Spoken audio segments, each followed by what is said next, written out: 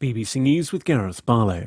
The UN's head of humanitarian affairs has made an emotional plea for civilians in Ukraine to be spared, describing how millions of ordinary lives have been shattered at an emergency meeting of the Security Council in New York. Martin Griffiths said there had been 11 days of violence, fear and pain. The US ambassador to the United Nations, Linda Thomas-Greenfield, said the world was haunted by images of homes, hospitals and schools destroyed and babies delivered in basements. Russia's denied that Moscow is blocking civilians from leaving. Loud explosions have been heard in the port city of Odessa in southwestern Ukraine.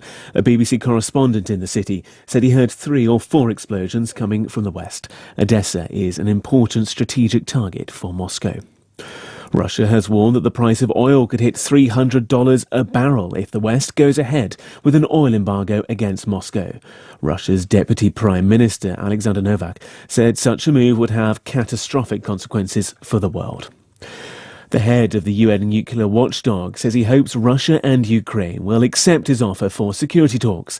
Rafael Grossi said it was absolutely unacceptable that normal operations were not in place at the Zaporizhzhia nuclear plant seized by Russian troops last week.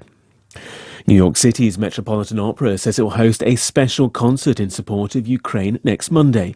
It says the concert will be broadcast on radio stations around the world.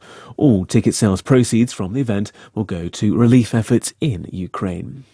And in other world news, the United Nations Human Rights Chief has said that the human rights situation in northern Ethiopia has deteriorated significantly since November, with widespread violations including airstrikes and hundreds of incidents of rape.